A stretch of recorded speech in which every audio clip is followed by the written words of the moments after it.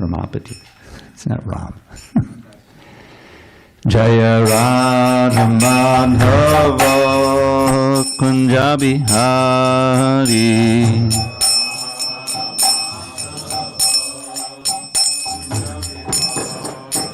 Jaya Radha Madhava Kunja Bihari.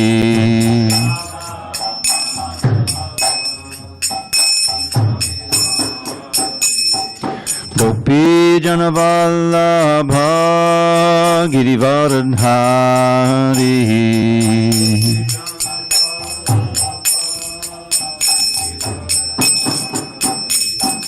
Gopi Janavallabha Girivardhari.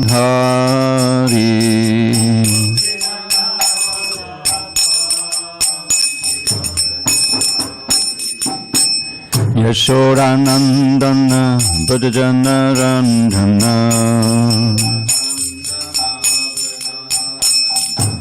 Yashodanandana Bhajana Randhana.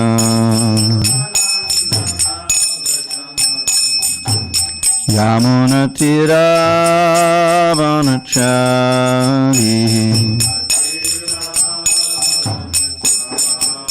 Yamuna Tira Vanachari.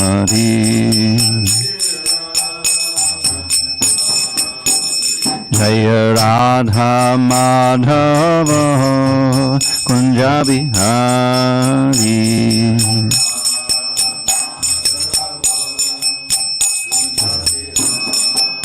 Jaya Radha Madhava Kunja Bihari.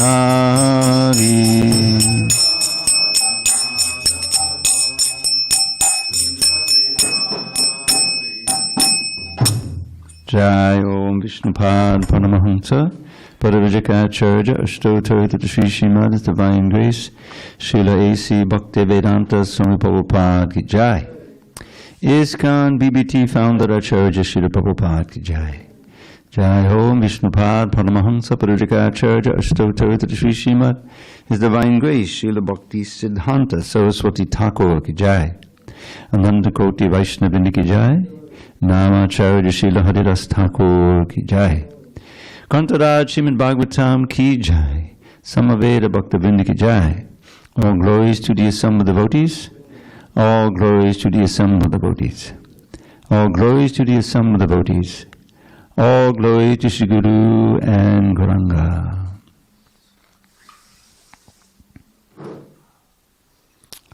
Narayanam Namaskritya Narang Chaiva Narottamam Deving Saraswatim Vyasam Tato Jayamudire. Before reciting the Srimad Bhagavatam, which is our very means of conquest, we should offer our respectful obeisances unto Lord Narayan, the Supreme Personality of Godhead, unto Narayan Rishi, the supremest human being, unto Mother Saraswati, the goddess of learning, unto Srila Vyasadeva, the author, and unto Srila Prabhupada, the translator, commentator, and our spiritual master. Nashta Prayeshta Bhadreshu Nityam Bhagavata Sevaya Bhagavatyuttama Shloke Bhakti Bhavati Naistiki. By regular attendance in classes on Srimad Bhagavatam and by rendering devotional service to the pure devotee, all that is inauspicious within the heart is destroyed almost to nil, and loving devotion to the Supreme Lord, who is glorified in transcendental songs, is established as an irrevocable fact. Om Namo Bhagavate Vasudevaya. Om Namo Bhagavate Vasudevaya. Om Namo Bhagavate Vasudevaya.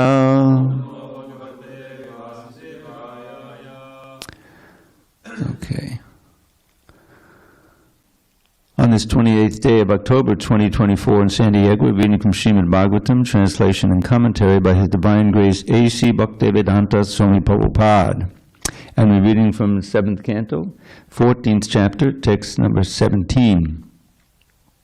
Na Hi Agni Mukato Ayam Vai Bhagavan Sarva Yagnabhuk Yajeta Havisha Rajan Yatha Vipra Mukhe Hutai Na Yagni Mukato Yam Vai Bhagavan Sarva Yagya Bhuk Yajeta Havisha Rajan Yata Vipramukhe Hutai Na Yagni Mukato Yam Vai Bhagavan Sarva Yagya Bhuk Yajeta Havisha Rajan Yata Vipramukhe Hutai Na Yagni Mukato Yam Vai Bhagavan Sarva Yagya Bhuk Yajeta Havisha Rajan Yata Vipramukhe Hutai.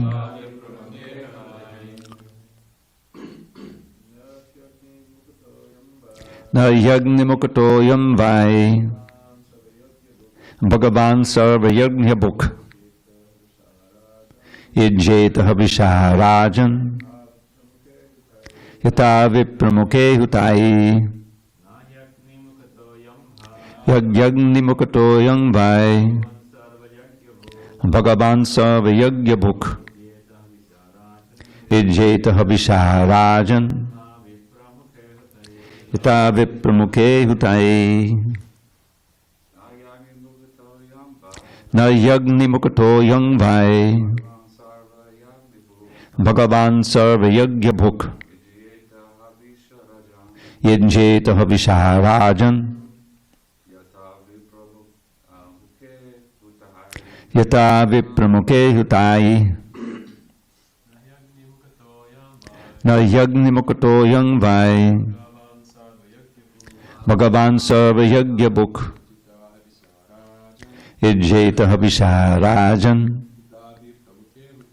Yata Vipramukhe Hutai. Ladies. Na Yagni Mukato Yam Vai Bhagavan Sarva Yagya Bhuk Yajeta Havisha Rajan Yata Vipramukhe Hutai. No? Na Yagni Mukato Yam Vai Bhagavan Sarva Yagya Bhuk Yajeta Havisha Rajan Yata Vipramukhe Hutai. Anyone online like to chant? Na Yagni Mukato Yam Vai Bhagavan Sarva Yagya Bhuk Yajeta Havisha Rajan Yata Vipramukhe Hutai. Na, not. He, indeed. Agni, fire. Mukataha, from the mouth or the flames. Ayam, this. Vai, certainly. Bhagavan, Lord Shri Krishna. Sarva Yagya Bhuk, the enjoyer of the results of all kinds of sacrifices. Yajeta is worshipped. Havisha, by offering of clarified butter. Rajan, O king. Yata, as much as.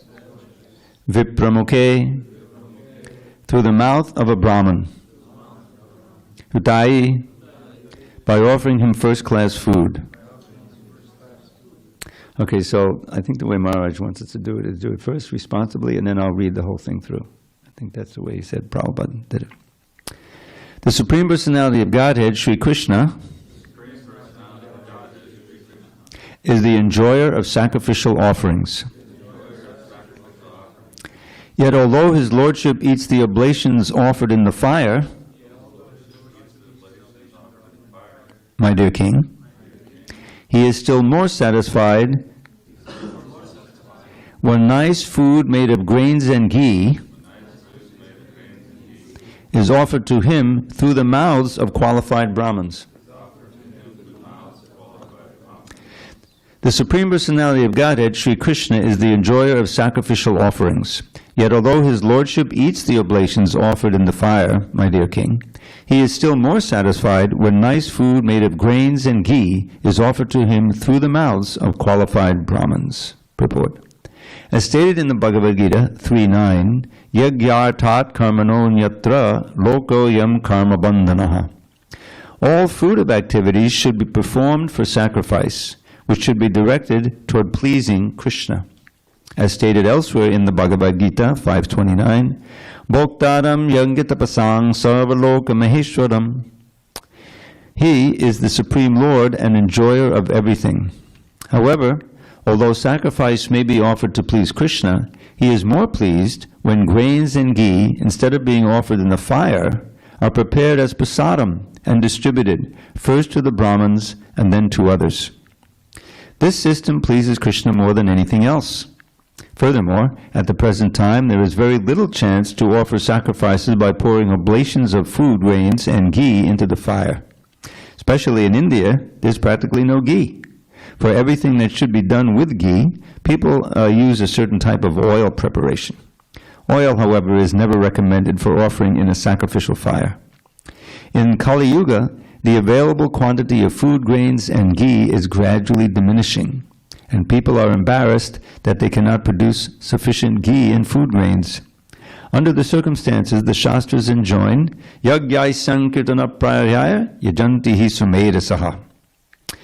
In this age, those who are intelligent offer yajna or perform sacrifices through the Sankirtan movement.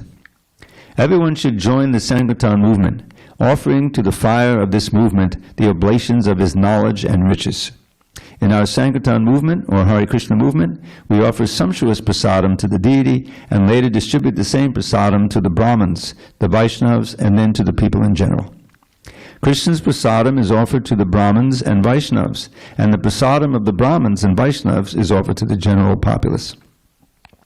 This kind of sacrifice, chanting of the Hare Krishna mantra and distribution of prasadam, is the most perfect and bona fide way of offering sacrifice for the pleasure of yajna or Vishnu.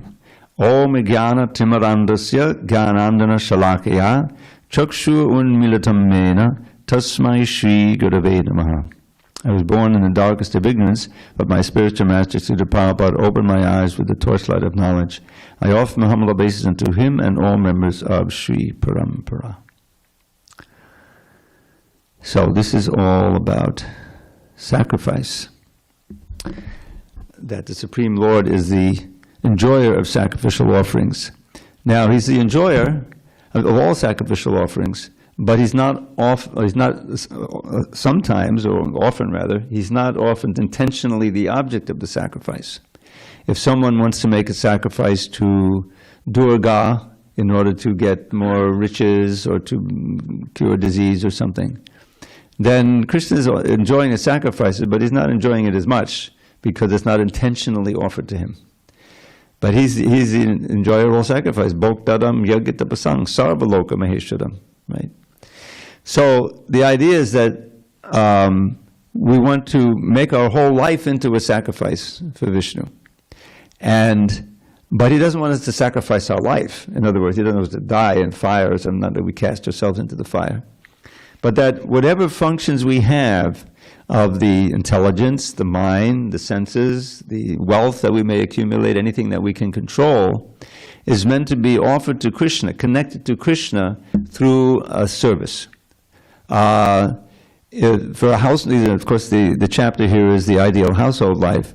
So the householder must somehow get riches together, either just farming. Somehow he has to support the family, trade the objects of that he raises, whatever food he raises, for some money that he can buy necessities like that. So that's the householder's life. But the idea is to do as much of it in the mood of sacrifice. Is that, okay, I've got this altar that I have in my house that I put up, and we installed these nice deities here. And so that should be the center of our attention. When you get up and the family gets up, then if possible, you have a little gathering in the morning before the kids go up to school. You have a kirtan, you have a offering of arti, and the prasadam comes from that. That's what you eat for breakfast. And so you make your household life, as much as possible, a way of connecting to Krishna. Because oftentimes, especially in today's world, the household life is a deep well. How many times do we read that in the Bhagavatam? I'm just hearing a lecture this morning. Every day I listen to lectures as I get ready to come over. And Prabhupada was, I like to hear his speaking on the verses of the Sadhu Sangashtaka, which is the Srimad Bhagavatam, 3rd Canto, 25th chapter, text 20 through 27. That's 8 verses. And it's all about the importance of transferring our attachment from things of this world and mundane people of this world to sadhus, you see. As this is can cut the knots of attachment. Prasangam majanam bhasham atmana kavayo vidu. Prasangam here means strong attachment to things of this world. Ajanam pasham are like very strong ropes. They're often called the knots in the heart, vidya granti, So just living mundane life, you tie a lot of knots, And Prabhupada was talking about, I was listening to that, but he quoted the prayers of Prahlad. Not the prayers of Prahlad, his instruction to his father. One of these sessions of instruction, there were 3 of them. The first one is Tatsaramunne Sudavaya Dehinam. His father had no inkling that he was a devotee. So he's sending him to the school, Sandana Marshan, to be trained as a good demon, he hoped. And then he said, wanted to know, what did you learn today? What was the best thing? Puts him on his lap and smells his head, which is a sign of affection, And so, Prahlad said, Tatsaramunne Sudavaya Dehinam. This is the first shock, because it's instructing. It's not what he had hoped to hear. So basically he said, the best thing that I've heard, best of the demons, he didn't call him father, best for the conditioned soul, Dehinam, who was always disturbed in this world. Sadasamudvigna. Why? Intelligence, or Dhyam, is always intelligent because you're holding on to the impermanent. You're trying to enjoy, as a permanent situation, the things that are impermanent. Isn't it? This is Maya's illusion. If you're successful, you make some money, you get a house, a nice apartment, or whatever, and family and everything, you think, oh, now I got it made. But you don't got it made. You're just an illusion. It's all going to be destroyed by time. It's going to be taken away, and you're going to be going in round of birth and death. So it's better to give up this blind well of family life. Now this is the blind well that Hiranyakashipu is in, right? Hitvatmapatam, griham. We've been hearing about how to avoid the griham, how to make it into auspicious.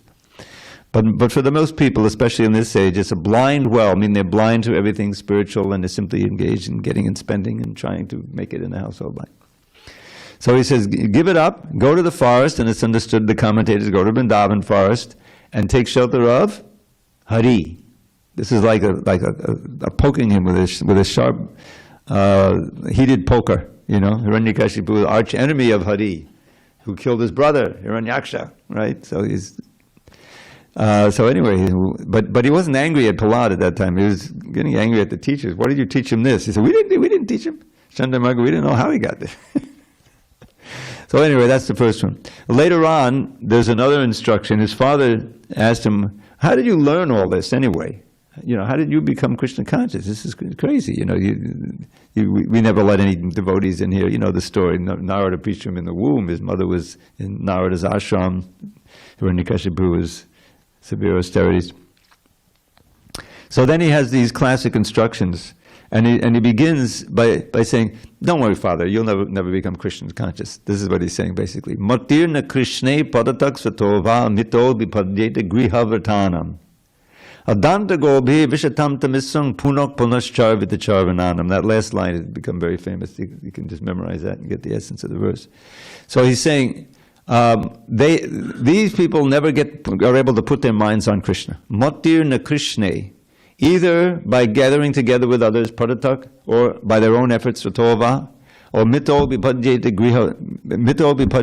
getting together with others, because they've taken a strong vow to stay in material family life. Griha-vatanam. Adanta gobhir, therefore their senses are uncontrolled. Vishatam tamisram, and they enter more and more into darkness. And what's their basic function? Punak punaschar vitacharvananam. Raise your hand if you can tell me what that means. Come on, Chad, you know. Punak punaschar vitacharvananam. I'm giving you a hint. Again, chewing the chewed. What does that really mean? It means that there's another verse which I won't cite, but it says, you've been through so many lifetimes trying to enjoy sex, trying to eating this. It's so many human lifetimes, right? Different varieties. So it's the same thing again and again, but you don't recognize it that it's already chewed, that you've chewed it before, that it's, you know. So it's hopeless. And because of that, nateva du swartakatimi Vishnu. People. This is the next verse. That nateva du swartakatimi durashayaye baharatamanana. The mind is always fixed on the externals rather than Krishna in the heart, and durashaya, always trying for those hope against hope, that you'll get eternal pleasure and peace in this world, but that's impossible. Durashaya bahir arta, the external goods, the external things, and so andayatanda rupaniyamana. You're guided by blind people, beginning with your parents. You're born into a material family, and they raise you, with these material thoughts, and then you go to school, and it continues. You're trapped unless there's an intervention, and that's what Prabhupada came to give. He came to the West to intervene in all of this ignorant life because people are suffering so much. It's all out of compassion. They're hopeless life. So he came, and somehow or other he was able to establish this process that he outlines here in the purport. The whole movement started, as you all know, if you read the Lilamrita there and you just hear it, through kirtan. Somehow get them to chant, you see? And then after a while you get people to chant, and they're getting Krishna conscious, getting purified. Then you feed them with wonderful Prasāda. This is also part of the process. You won't find that at the yoga studios. Yeah, So Prabhupada was cooking himself, and then he taught some others how to cook. So that's the essence of Lord Chaitanya's movement for the masses. There's a lot of chanting, ecstatic chanting, kirtan, hours and hours if you read the Chaitanya Charitamrita. And afterward, distribution of copious prasadam. Well, very nicely cooked by expert cooks with Krishna consciousness, offered to the Lord. So that's what Prabhupada is talking about. And whenever it comes, the verses come about yajna, you know that he's going to eventually come to that point in the purport. That for this age, the yajna is Sankirtan. One has to be intelligent, though. You know the verse. We can all chant it together. This is an important verse. Krishna Varnam, Trisha Krishnam, Sangopangasta Parshadam, Yagyar Sankirtana Prayar, Yajantihi Sumedasa. One has to be intelligent to understand that Lord Chaitanya is the avatar for this age. And he's always Krishna, Krishna, Krishna, Krishna. He started, when he was first going to I think Jagannath Puri, wasn't it? That's in the Chaitanya Charitamrita. Krishna, Krishna, Krishna, Krishna, Krishna, Krishna, Krishna, Hare, Krishna, Krishna, Krishna, Krishna. That was the kirtan. And also the other one was Hare Haraya Nama Krishna Yadavaya Namaha. Then Gopal Govinda Ram Shri Madhusudan. That's really the approved extra mantra that we can chant in arati, in kirtans. Not really the whole song, because so many people don't understand it. Anyway, so that was Lord Chaitanya's, and when he was doing mass preaching, he would just chant. He would have these big kirtans, just like in Jagannath Rath Yatra, and at the end is copious prasadam, percentage. Now, there's also that other aspect of the internal when he had his intimate associates, and he would, explore the varieties of rasa, conjugal rasa, the whole thing. So that's there, but that wasn't public. He would never speak on Radha, the rasa dance into public classes. And so many people would try to get Prabhupada to say, please, we want to get to rasa, And then that famous first deserve, then desire. So this is a little adventure that I had in L.A. when I was after the big marathon.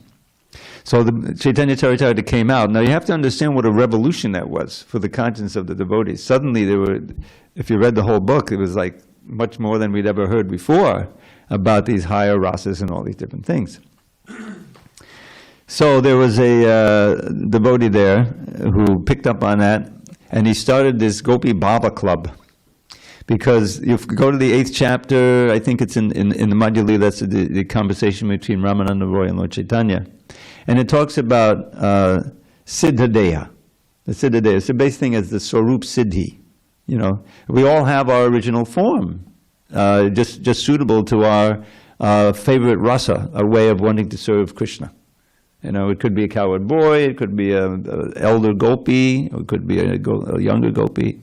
It could be one of the cows. They're all supremely conscious, right? Everything in the spiritual world in Goloka Brahmana is super conscious. The trees, is this wonderful verse.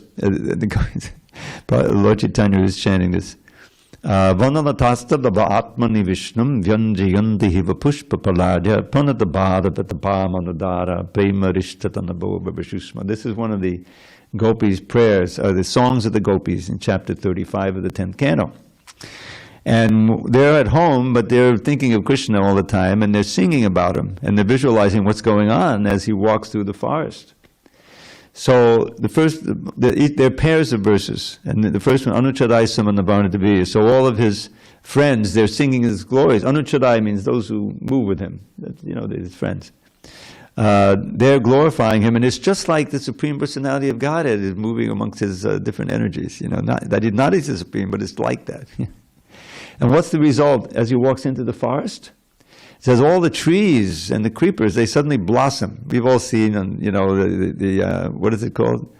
When they, what is it? Time-lapse photography. Not time-lapse photography, but maybe that's what it is officially. But it's like they take pictures of a tree over like a blooming season, and it looks like they're just blooming, you see. So the trees are really suddenly coming out with all their fruits and flowers, and the creepers have their flowers, and by the extra weight now they're bowing down. They're visualizing that, and honey is coming down, so they're seeing all this.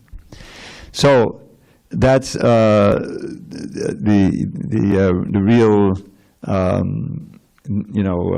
relationship in the spiritual world. But Lord Chaitanya, when he's preaching, this is the yajna. Now Prabhupada begins the purport with this very important verse in the ninth verse of the 3rd chapter. And this is for people who are immersed in food of activity. But Krishna is warning here, yagyartart kamanonyatra vokoyam karma bandhanaha. So that all your acts, and this is the new translation, is that work has to be done, work has to be performed as a sacrifice for Vishnu. Otherwise, work binds one to this material world. You see? So that means that we can't just be working for ourselves to get more money to buy this and everything. That's conditioned life. But one can still keep the same job, but if he's understanding that, a percentage, as much as I can afford, it'll be 50%, Prabhupada said, of the fruits of this labor is going to go, and I'll give it to the temple, and it's a sacrifice. That's a sacrifice. You're not buying, you're an extra this or an extra that, or going on some vacation, but you're living as simply as possible. You're supporting family, but you're using your extra wealth for sacrifice. That's the whole idea. Otherwise, if it's just fruitive, if you're a karmi, a karmic activity, meaning that your mind is saturated with fruitive desires, and that's the impetus for all your work, then you're simply entangling yourself more and more, and you're sure to suffer like anything. First of all, if you don't have any Krishna consciousness in your life, you're sure to be performing gross sinful activities. You know, just go to the supermarket. Practically, there's nothing you can buy that's not going to entangle you. You know, and what this week, you know, all the meat is there. And I like to point out, because I sometimes go to this Ralph's, you know, they have an entire aisle.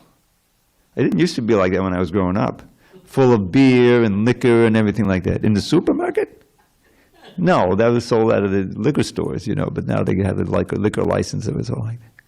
So if you're just there with your own desires, how are you going to ever get through there without, you know, getting yourself totally entangled? I go there, basically all I buy there almost exclusively, well, two things. I get organic frozen blueberries, which I put into my smoothie. I don't think there's a sin there. And distilled water that I put into my iron. That's all I buy there now. But I have to see, you know, the entanglement. So it's everywhere. So one has to understand what's verboten, what's forbidden. You have to give this attachment up. And the way to do that is by substituting attachment for things, Krishna. You know, how do you give up the meat eating? Well, Prabhupada introduced us to the samosas and the pakoras. You don't see so many samosas anymore, but pakoras is so tasty and delicious. Maybe we will see them now that I mention it. But it's totally delicious. You don't need that. You feel, and before you long, you say, God, I can't imagine even going there. You know, and at a certain point, you even can follow in the footsteps of our great Yamunacharya. This is a hard verse to memorize, but the idea is very, very important. Yadavadi mamachetak Krishna padada vinde namanamana sadhaman yuditam rantum asid tadavadi badanadi sangame smayamane babati mukhavakadu sushtunishti banancha. This is his verse. You should probably know the meaning of it. Now it's interesting because he was a strict brahmachari, you know, and he debated, right, in the court, and the king there had a courtier. He had a Brahmin who was very, very smart, and he defeated everybody in debate, you know, the smartest guys who came. So here was this young boy, maybe 15 or something, whatever, and they said, "Oh, there's no way, you know, you can defeat my super intelligent Brahmin here. So if you do, I'll give you half the kingdom." You know, he thought he was just, all right, let's go, you know. And he had this question, I always forget it, it's very intricate, and he completely stunned him. So he got half the kingdom. So for a while he was enjoying a big kingdom, and he was, you know, doing what you do in the kingdom. So he forgot some of his break. But then, the way I heard it, a friend came from his old ashram and said, "Oh, nice to see you, Hare Krishna. Let's go for a walk," the friend said. Okay, because he had all these gardens and everything. So they started walking, and as they were walking, the friend was reminding him of all these old nectar shlokas that he used to know, you know. And after he's walking with the friend, and he just kept walking. He gave up the kingdom, went back, became Yamunacharya, wrote the Stotra Ratna, and he composed this verse, which I guess is part of the Stotra Ratna. So what he's saying is that Yadavadi Mamacheta, ever since my mind has been absorbed in tasting the nectar of serving the lotus feet of Nandanandana Krishna at every moment, now whenever I happen to recall, because you can't always, you know, sometimes things come to your mind, and how did that, you know, I forgot. Of my association, you know, illicit association with women, I just spit at the thought. You know, it's not something like, oh, I've got to grit my teeth so I don't have to go there. No, your heart has changed so that you, just like, is anyone in this room, anyway, most of us, many of us, were raised in regular families. I was eating meat, chicken, and everything like that. So if you think now, is there any desire for it? Not really, right? It's not like, oh, because I live across from McDonald's. And I used to go there regularly. I've told the story when they first opened back in the early 60s. They opened the thing, and it was near the bowling alley where we had our Saturday night bowling, and I would go in there, and oh, great, you know, it's a cheeseburger with fries, now I'm ready to bowl. Great. But now, you know, I wouldn't dream of going over there. You know, it's not like there's a desire, I have to grit my teeth. So that's the wonderful thing about Krishna consciousness, is that all your desires, if you do it right, they become sublimated. I love that word. I may have to put a new meaning in the dictionary. But the idea is that all of these material desires become purified. You don't give up desire. That's the Mayavads. That's the Buddhists. You know, no. You're ultimately zero, or you're Brahman, and you have to control those desires so that you can merge into Brahman. You know, no desires, no form, no activities, no nothing. No, no thank you. For the devotees, say no thank you. For the devotees, what's the verse? Who knows that describing how that's hell? Starts with the word kaivalyam. Kaivalyam nadakayate. Nadaka is hell. This is a verse by Prabodhananda Saraswati, describing those who have been empowered by the merciful sidelong glance of Lord Chaitanya. That's the last line. Then this mentality comes. Kaivalyam nadakayate, merging into the void, into the Brahman, and having no bodies. That's like going to hell. Why? No chance of bhakti. There's no Bhagavan. There's no bhakti with any senses. So the whole thing, no thank you, I'd rather stay here on earth and have these facilities. So that's the first thing. Tridashapur, Akashapur. Well, what about the heavenly planets? Oh, they're no more real for me than sky flowers. Forget that. Akasha pushpayate. Then what about the yogic cities? You can practice, controlling the senses. I don't need to.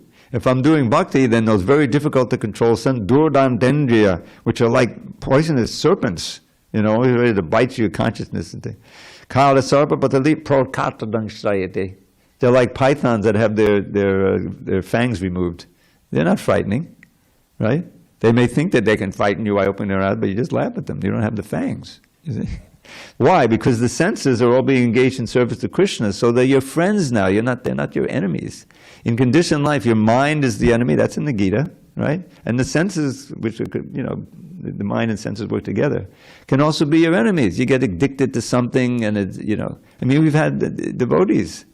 Prabhupada knew when he came to America that if you just tell him to stop smoking after that, then he'll lose many people. So difficult. The famous scene where Shyamasundar is carving the first Jagannath deities, and Prabhupada went to see him, and he had a burning cigarette, I think was on the head of Balaram or something, And Prabhupada saw it, he didn't blow up. He just said, just try to reduce one a day, just gradually, because he knew how difficult it was. So anyway, so Durdantanji Kala Sab, and then what about, then he says, this world, which is so difficult and so full of suffering, Vishram Purna Sukhayate. For a devotee who's always Krishna conscious, is full of bliss. He sees Krishna's pastimes going on everywhere. What about the demigods? Vishram Purna, Vidhi Mahinda Adhisthaki, the Brahma and Indra, etc., all the demigods, they're no more important to him than insects. You don't want to insult them, you honor them. But that's the verse, is that you don't want to worship them, all good to you, And who can get these qualities? Yat karunya kataksha vaibhavatam tam gorameva. I worship the golden avatar Krishna, Lord Chaitanya. When he empowers someone with his merciful sidelong glance, in other words, by sincerely serving and preaching and being a good devotee, you become empowered. And then all of these things, wonderful qualities happen. So, fruitive activities should be performed for sacrifice, which should be directed toward pleasing Krishna. And then Prabhupada quotes 529, Bhogdaram Yajgita Sarvalok Maheshwaram. He is the enjoyer of all sacrifice and austerities. He's the Lord of all worlds. So now Prabhupada makes the point, he's more pleased when grains and ghee, instead of being offered in the fire, are prepared as prasadam. Now, just one little note on this word, because officially it's prasad, and that's what we have here. But Prabhupada always, in this context, said prasadam. And when I was working on this book on the CC, I was looking, revising a little bit.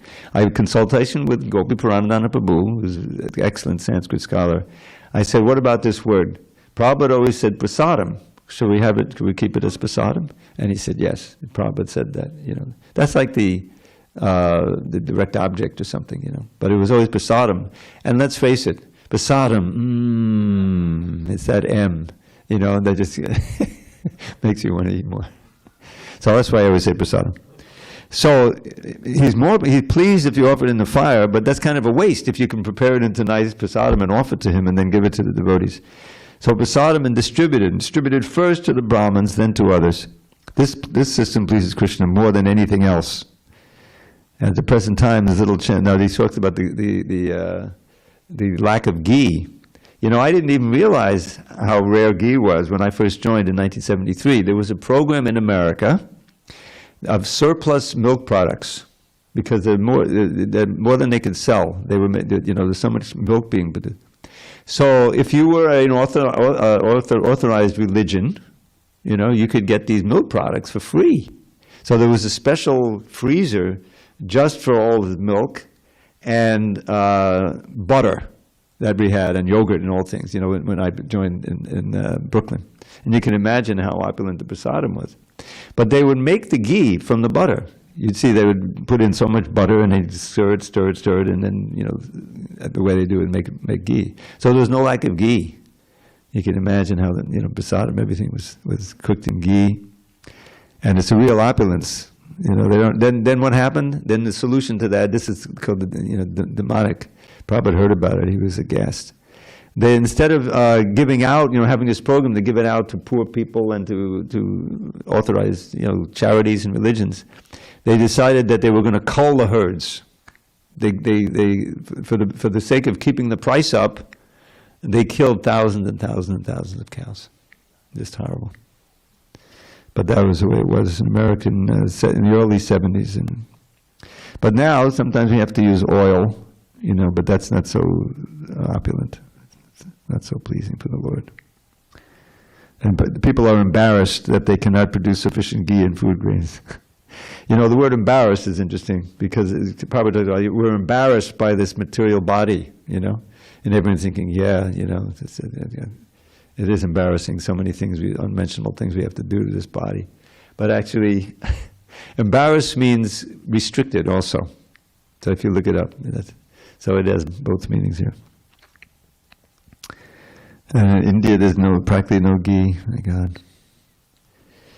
So then he comes to the point, okay, in this age, the main Sankirtan is the congregational chanting. And that's what this movement is based on.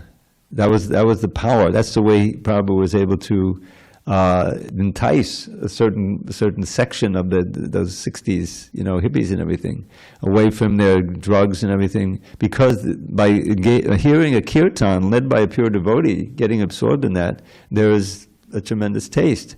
And it intrigues you, what's behind it, how does it work, how can we increase it?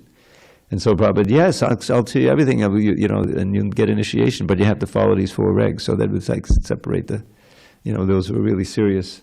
But he was able to get people to do that, and if you do that, the 4 regs, then you really get the higher taste, and you experience the strength of the name. I mean, I was so fortunate when I joined, and it didn't last for more than a year.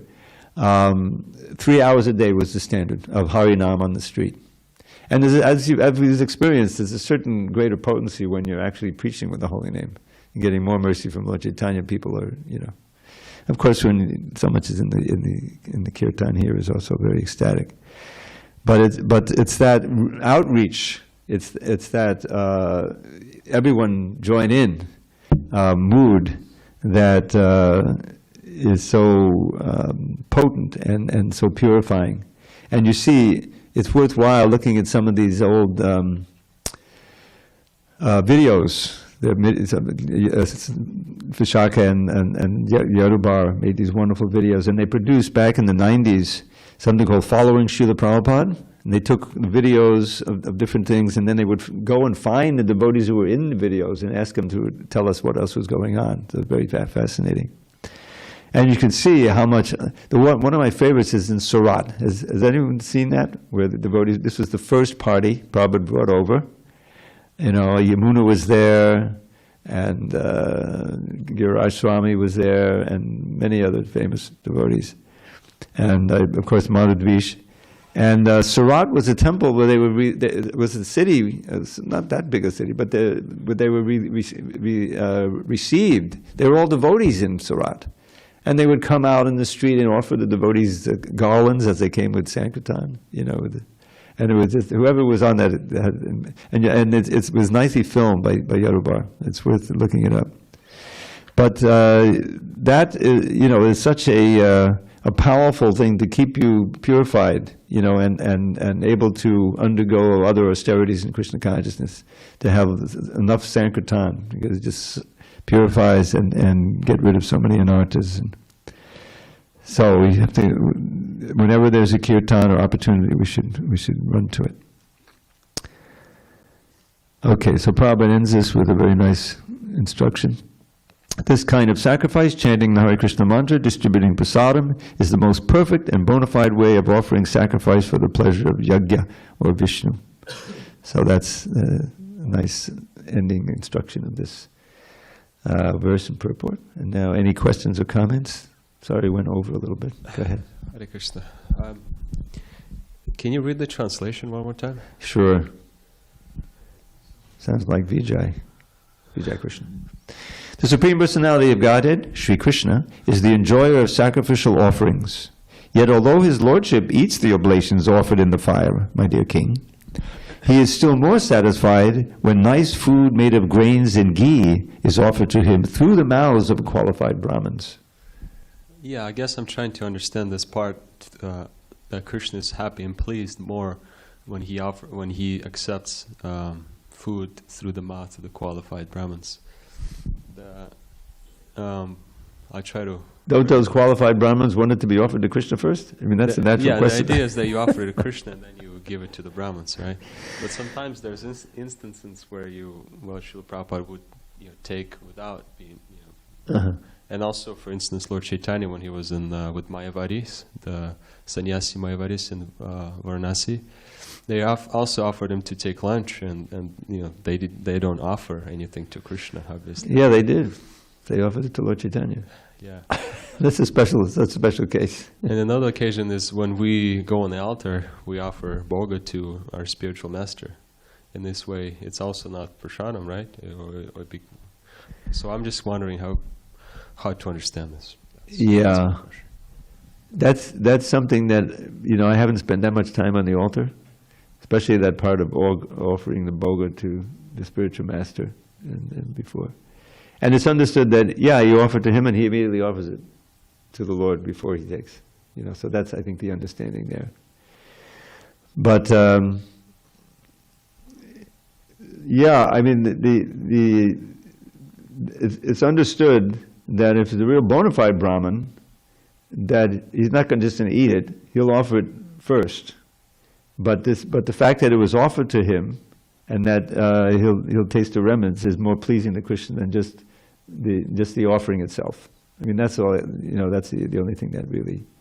In other words, it's just like what's that fourth verse of the Guru Vashtaka, right? Chaturvadashi Bhagavat Prasāda Svadvana Triptan Hari Bhakti Sangan Kritbhaiva Triptim Bhagavat Sadaiva Vande Gurosi Charana. So he's pleased when these four kinds of foods are offered to the Lord, but he's more pleased when he sees the devotees happily eating it. You see, that's where his real satisfaction. Not so much in his eating it, but in his honoring it, but in seeing the devotees honor it. So that's the idea, that Krishna is pleased to have the offerings offered to him, but he's even more pleased when he sees that remnants are offered to the Brahmins, and that they are relishing. It's just like the idea that Krishna is pleased when you offer him service, but he's more pleased if you offer his pure devotee service. And that's really the way to get the real mercy of the Lord. So there's always that relationship with the spiritual master. Otherwise, there's no chance of really making any advancement. That's why we say yasya prasadam nagati katopi. Without the mercy of the spiritual master, there's no chance of advancement. So the spiritual master is pleased when he sees the devotees cooking nicely and offering the food to the Lord, and he's very pleased to distribute that and honor it himself, but he's very concerned that everyone is able to get some. So it's all this mood of giving, taking pleasure through the pleasure of the Lord, taking pleasure through the pleasure of the Lord's devotees, and actually not wanting much for yourself, as little as your own, simply what you need. That's the idea. That you live as austerely as possible, but you're in an ocean of pleasure, because all you're giving pleasure to the Lord, and his ability to enjoy is unlimited. Anandamaya abhyasa. Gopi bhavara samataabdalahi kallola magnomoho. That's a verse about that, right? It's a perfect example. You had three, especially of the Goswamis, were unimaginably wealthy. Raghunath Das Goswami, he was a single heir to huge fortune, landowners. Gave it up. He was not interested. They even had him married, and he just met Lord Nityananda, got the mercy, and Lord Chaitanya. And of course, Rupa and Sanatana Goswami. So they gave up this incredible opulence without thinking, should I or shouldn't I? Should I? No. Tyakva turnam, immediately gave it up. Ashesha mandala patisheni sadatuchavat, as insignificant. Unlimited influence, opulence, and aristocracy and all of this business. Forget it. And went to Lord Chaitanya in the case of Rupa and Sanatan. They went to Vrindavan and they visited Lord Chaitanya, Jagannath Puri, and Raghunath Das went to Puri. And he never actually talked to Lord Chaitanya directly. That's also there. Because he was given to Swarup Damodar to instruct. And so he would come before Lord Chaitanya, offers obeisances, but he would always, speak to Swarup Damodar. But anyway, so what were they doing? They gave up everything, almost to an unbelievable degree, especially Raghunath Das. Eventually eating once every 3 days, a little buttermilk and something. I mean, it's incredible. But Rupa and Sanatan were also super austere. They lived under a different tree. They didn't even have their own tree. This standard.